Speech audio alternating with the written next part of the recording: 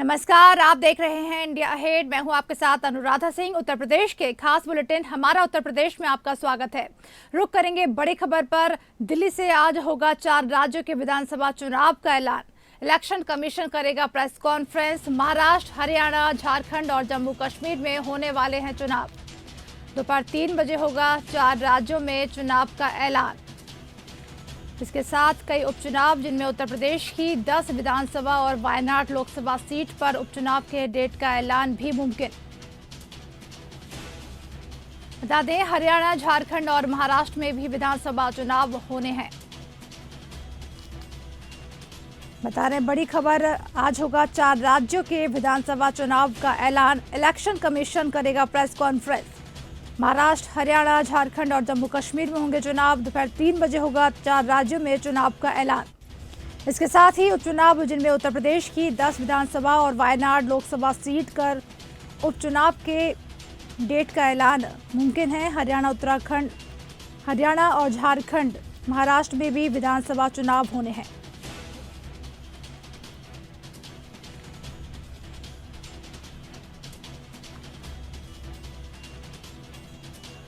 बता रहे हैं खबर दिल्ली से, आज होगा 4 राज्यों के विधानसभा चुनावों का ऐलान। इलेक्शन कमीशन करेगा प्रेस कॉन्फ्रेंस। महाराष्ट्र, हरियाणा, झारखंड और जम्मू कश्मीर में होने हैं चुनाव। दोपहर 3 बजे 4 राज्यों में चुनाव का ऐलान किया जाएगा। इसके साथ ही कई उपचुनाव, जिनमें उत्तर प्रदेश की 10 विधानसभा और वायनाड लोकसभा सीट पर उपचुनाव के डेट का ऐलान मुमकिन है। वहीं हरियाणा, झारखंड और महाराष्ट्र में भी विधानसभा चुनाव होने हैं।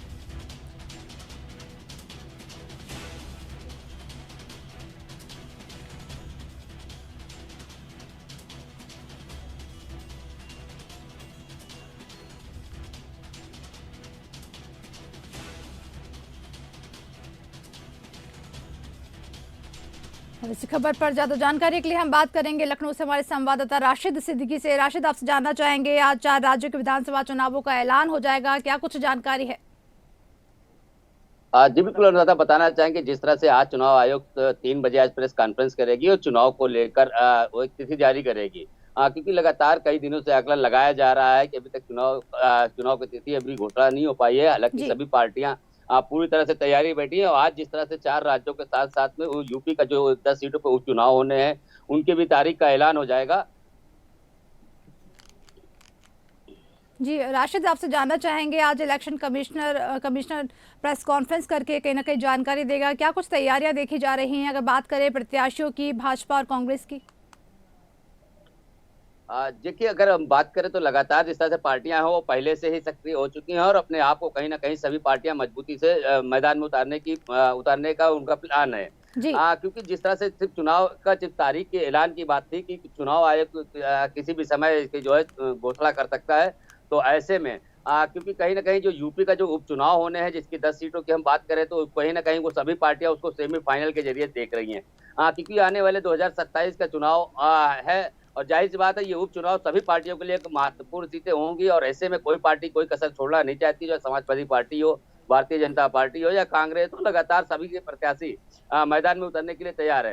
हालांकि जिस तरह से जो तैयारियां पूरी हो चुकी है और आज जिस तरह से चुनाव आयोग 3 बजे प्रेस कॉन्फ्रेंस कर चुनाव की तिथि घोषणा करेगा, उसके बाद से सभी पार्टियां वापस से सभी सक्रिय हो जाएंगी और जाहिर सी बात है लोगों के बीच में जाकर जनता से अपनी अपनी बातें रखेंगी और एक दूसरे पर आरोप प्रत्यारोप लगाती रहेंगी। जी, जानना चाहेंगे, जिस तरह से आज प्रेस कॉन्फ्रेंस करके जानकारी दी जाएगी उपचुनाव, जिनमें उत्तर प्रदेश की 10 विधानसभा और वायनाड लोकसभा सीट का उपचुनाव का डेट का ऐलान किया जाएगा, क्या कुछ तैयारी देखी जाएगी कांग्रेस की तरफ से, क्योंकि लगातार वायनाड के दौरे पर रहे हैं राहुल गांधी? जी बिल्कुल, अगर हम वायनाड की बात करें तो लगातार वायनाड पे लगातार जो है राहुल गांधी के 2 बार से सांसद भी रह चुके हैं और ऐसे में वायनाड की सीट जो कांग्रेस के लिए वो भी महत्वपूर्ण है और वहीं बीजेपी ने भी अपना पूरा दमखम झोंक दिया है वायनाड को लेकर, क्योंकि कहीं ना कहीं वायनाड जो एक सीट है वो राहुल गांधी की सुरक्षित सीट मानी गई है, वो कांग्रेस पार्टी की सुरक्षित सीट मानी गई है और ऐसे में वायनाड को लेकर दोनों पार्टियों ने कमर कसी हुई है।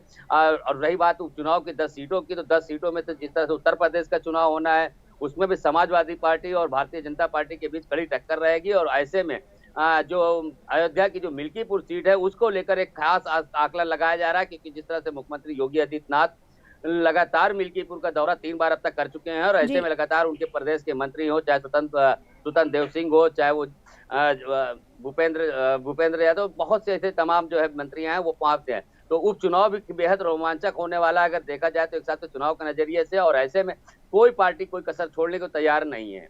जी शुक्रिया राशिद इस तमाम जानकारी के लिए। आपको बता रहे थे खबर दिल्ली से, आज होगा 4 राज्यों के विधानसभा चुनावों का ऐलान। इलेक्शन कमीशन करेगा प्रेस कॉन्फ्रेंस। महाराष्ट्र, हरियाणा, झारखंड और जम्मू कश्मीर में होने हैं चुनाव। दोपहर 3 बजे होगा 4 राज्यों में चुनावों का ऐलान। इसके साथ कई उपचुनाव, जिनमें उत्तर प्रदेश की 10 विधानसभा और वायनाड लोकसभा सीट कर उपचुनाव के डेट का ऐलान भी मुमकिन है। वहीं हरियाणा, झारखंड और महाराष्ट्र में भी विधानसभा चुनाव होने हैं।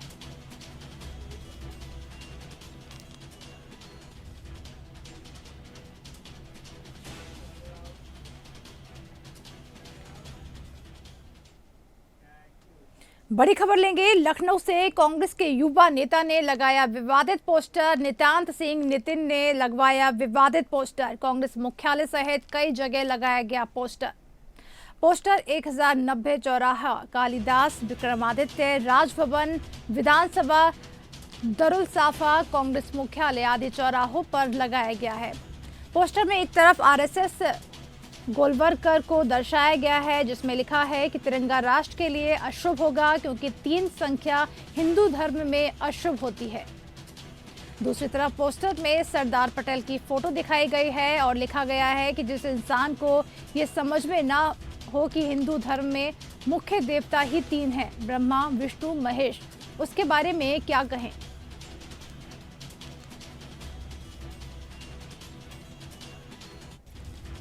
खबर है लखनऊ से, जहां कांग्रेस के युवा नेता ने विवादित पोस्टर लगाया है। नितांत सिंह नितिन ने लगवाया विवादित पोस्टर। कांग्रेस मुख्यालय सहित कई जगह पे ये पोस्टर लगाया गया है। पोस्टर 1090 चौराहों, कालिदास, विक्रमादित्य, राजभवन, विधानसभा, दरुल साफा, कांग्रेस मुख्यालय आदि चौराहों पर लगाया गया है। आपको बता दें, पोस्टर में एक तरफ आरएसएस गोलवरकर को दर्शाया गया है, जिसमें लिखा है तिरंगा राष्ट्र के लिए अशुभ होगा क्योंकि 3 संख्या हिंदू धर्म में अशुभ होती है। तो वहीं दूसरी तरफ पोस्टर में सरदार पटेल की फोटो दिखाई गई है और लिखा है कि जिस इंसान को ये समझ में ना हो कि हिंदू धर्म में मुख्य देवता ही 3 हैं, ब्रह्मा, विष्णु, महेश, उसके बारे में क्या कहें। तो इस तरह का विवादित पोस्टर लगाया है नितांत सिंह नितिन ने। कांग्रेस मुख्यालय सहित कई जगहों पर इस पोस्टर को लगाया गया है। आपको बता रहे हैं खबर लखनऊ से, जहां कांग्रेस के युवा नेता ने लगाया विवादित पोस्टर। नितांत सिंह नितिन ने लगवाया विवादित पोस्टर। कांग्रेस मुख्यालय सहित कई जगह चौराहों पर लगाया गया है ये विवादित पोस्टर।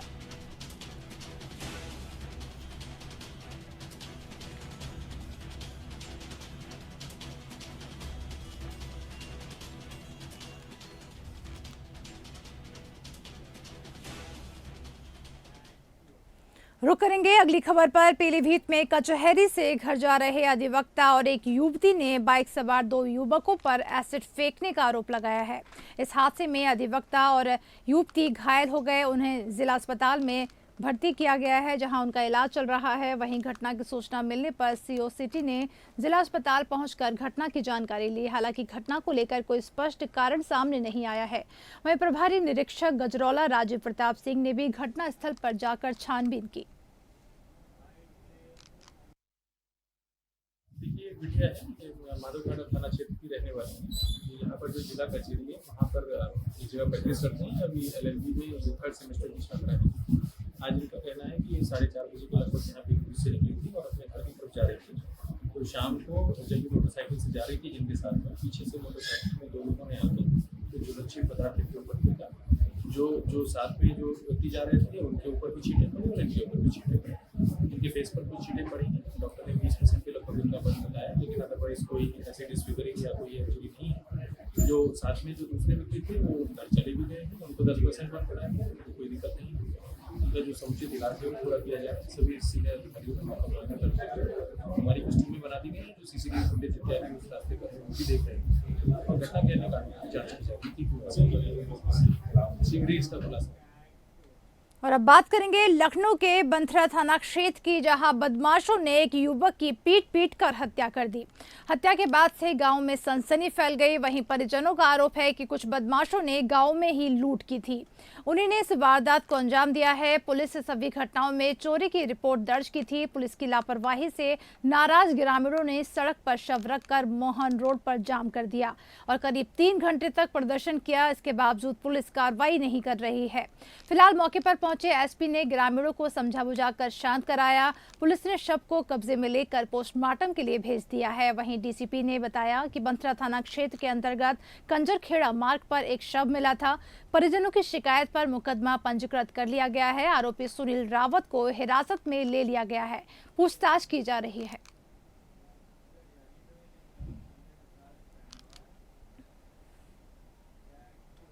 और निषाद समाज पार्टी के राष्ट्रीय अध्यक्ष और योगी सरकार में मत्स्य कैबिनेट मंत्री डॉक्टर संजय निषाद ने आज अपने आवास पर प्रेस कॉन्फ्रेंस कर बड़ा ऐलान किया है। संजय निषाद ने कहा कि 16 अगस्त को निषाद पार्टी की स्थापना दिवस इंदिरा गांधी प्रतिष्ठान में मनाया जाएगा और कार्यकर्ताओं को उत्तर प्रदेश में होने वाले 10 सीटों पर उपचुनाव को लेकर कार्यकर्ताओं को दिशा निर्देश दिए जाएंगे। वहीं डॉक्टर संजय निषाद ने मंझवा और कटहरी की सीट पर निषाद पार्टी के प्रत्याशी को लड़ने की बात कही। 16 अगस्त को एक एजेंडा जारी करेंगे उपचुनाव का भी और अगले आगामी चुनाव 2027 का। उसमें उस एजेंडे में हम लोग अब तक के लोगों की जो समिति हमारे यहाँ चयन समिति है वो रखी, उस दिन वोटिंग किया जाएगा। हमारी कमेटी भंग है और उसकी कमेटियों की जो प्रदेश कमेटी है, जिला कमेटी है, तो कुछ जितना हमारे एनालिसिस हो चुके हैं, क्योंकि प्रदेश को हमने लोगों को अब शिक्षण प्रशिक्षण के बाद इन्हें जिम्मेदारी दे दी थी कोऑर्डिनेटरों की। 18 मंडलों के 18 मंडल कोऑर्डिनेटर हैं और जोनल कोऑर्डिनेटर बना दिया था और लोकसभा के कोऑर्डिनेटर हैं। उसमें जो एक्टिव मेंबर हैं, जो हमेशा सक्रिय मेंबर बढ़ते रहते हैं और कुछ लोग उदासीन हो जाते हैं या अच्छे काम करते हैं, उनको और दायरा बढ़ाया जाता है। तो कमेटी भंग थी, उसे फिर से पुनर्गठित करने का उस दिन ऐलान किया जाए। और लखीमपुर खीरी के मोहल्ला सुभाष नगर में स्थित भोइया माता मंदिर में राखी गणेश भगवान की मूर्ति खंडित मिलने से हिंदू धर्म के लोगों में आक्रोश देखा जा रहा है।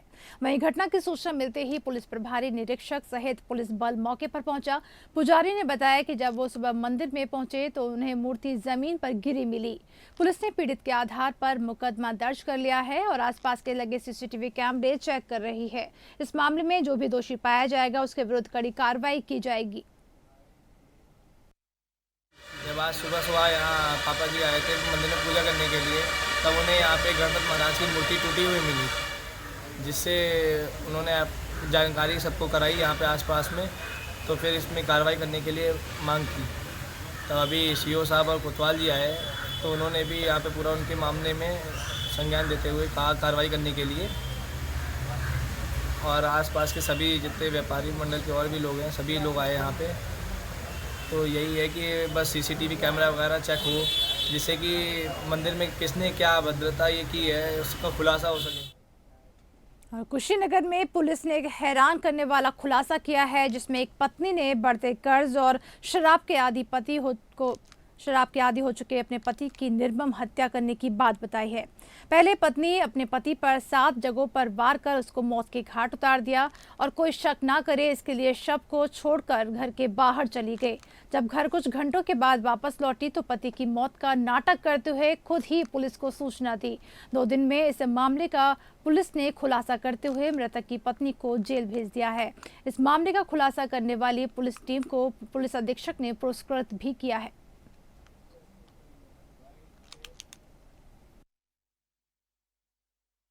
नगर में 2 दिवस पूर्व एक व्यक्ति राम आशीष मधेशिया, इनका शव प्राप्त हुआ था और इसमें जो है जांच में मर्डर की बात निकल कर आई। इस घटना का अनावरण करा लिया गया है और इस घटना में इनकी जो पत्नी थी सुशीला देवी जिन्होंने मुकदमा लिखवाया था, वो खुद ही वो अभियुक्त निकली है। और इसमें घटनाक्रम इस प्रकार है कि राम आशीष मधेशिया जो मृतक है और उसकी पत्नी, उनमें अक्सर मारपीट कहा सुनी हुआ करती थी।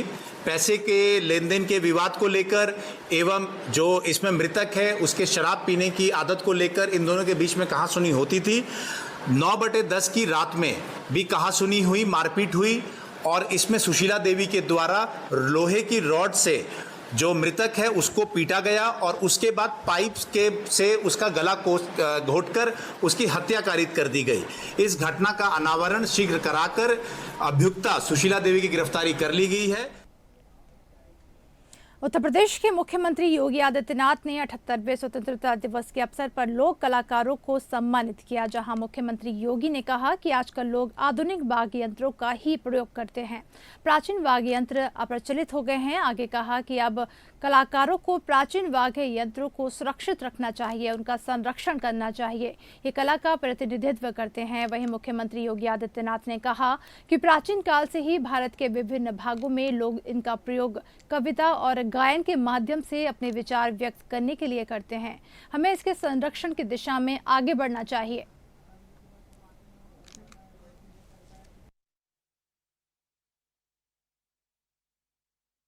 आधुनिक वाद्य यंत्रों का ही प्रयोग कर पाते हैं। पुरातन जो हमारे वाद्य यंत्र हैं वे सब भूल से गए हैं, आउट ऑफ डेट से हो गए हैं।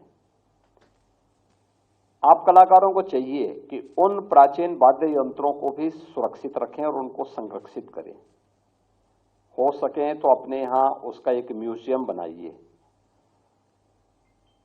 वह कला का प्रतिनिधित्व करते हुए दिखाई देंगे। और ये प्राचीन काल से ही भारत के अंदर अलग अलग जगहों पर लोगों ने अलग अलग तरीके से उसे अपनी परंपरा और अपनी बातों को व्यक्त करने का काव्यात्मक रूप से गायन के माध्यम से उन्हें व्यक्त करने का।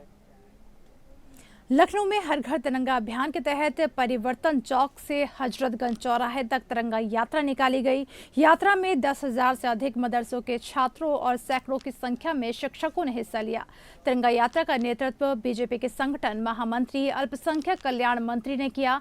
यात्रा में मदरसा बोर्ड के रजिस्ट्रार आरपी सिंह समेत कई अन्य अधिकारी मौजूद रहे। स्वतंत्रता दिवस के अवसर पर निकाली गई यात्रा में मदरसे के छात्र पर तिरंगा पट्टी बांधकर हाथ में तिरंगा लेकर हिंदुस्तान जिंदाबाद का नारा लगाते हुए सारे जहां से अच्छा हिंदुस्तान हमारा गुनगुना रहे थे। सड़कों से गुजर रहे तिरंगा यात्रा में आगे अल्पसंख्यक कल्याण मंत्री दानिश आजाद रैली का नेतृत्व कर रहे थे। साथ ही हजारों की संख्या में कम से कम कदम मिलाकर मदरसे के बच्चे हिंदुस्तान जिंदाबाद का नारा बुलंद करते हुए स्वतंत्रता की खुशी का इजहार कर रहे थे।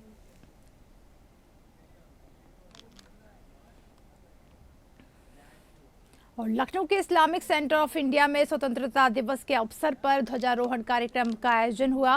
वहीं मदरसे के बच्चे और उलेमा ने झंडारोहण कार्यक्रम में भाग लिया। इसके साथ ही मुख्य अतिथि मौलाना खालिद राशिद फरंगी महिला ने झंडा वंदन किया। मदरसे के बच्चों ने देशभक्ति के तराने गाए और अन्य कार्यक्रमों की प्रस्तुति दी। वहीं मौलाना खालिद ने बच्चों को तालीम देते हुए कहा, मजहब आपस में बैर रखना नहीं सिखाता है और आज़ादी में मदरसों के योगदान को भी महत्वपूर्ण बताया।